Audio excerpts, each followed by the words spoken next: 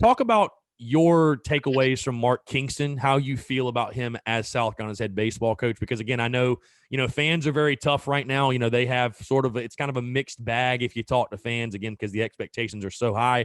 I like Kingston. Again, like I said, I feel like he's a baseball guy. You listen to him talk about the game, and I think he's going to have a ton of success. But again, just talk about your relationship with Kingston, how you feel about him as a baseball coach and leading the South Carolina program.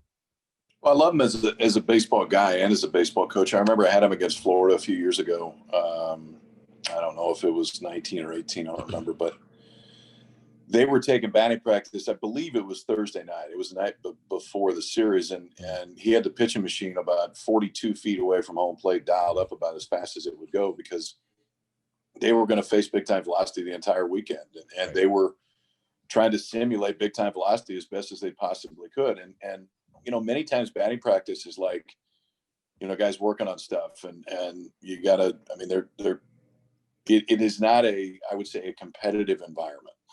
Batting practice is sometimes the time to show off a little bit, sometimes the time to work on swing kicks. This was, hey, this is what we're going to face this weekend, boys, and we better get ready for it, because I can throw you all the 72 mile an hour batting practice you want, but the reality is you're going to have to hit this weekend. And listen, I don't remember what the outcome ultimately was, but the thought and the approach and the preparation was something that really stood out to me with Mark. You talked about the analytics. I've talked to him about that. I think Skylar, from just a pitching mind standpoint, his ability to utilize analytics is a guy that is a riser within this sport for sure.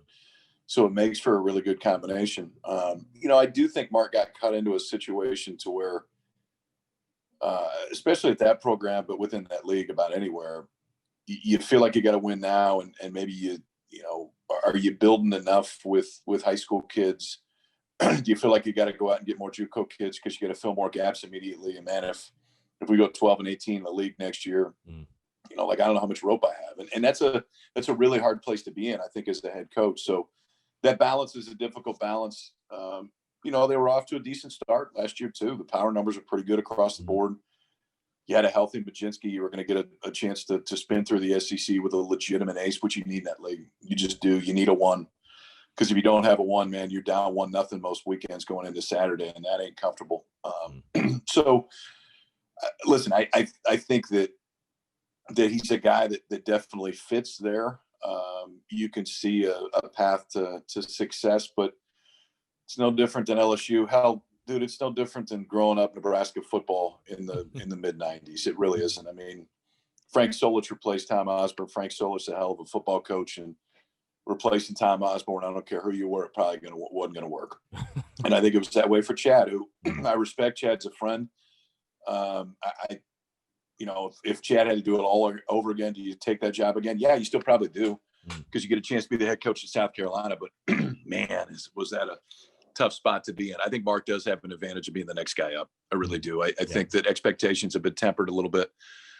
They're not back to the crazy point that they were before. And it gives them a little bit more freedom to build a program instead of feel like I got to win every game.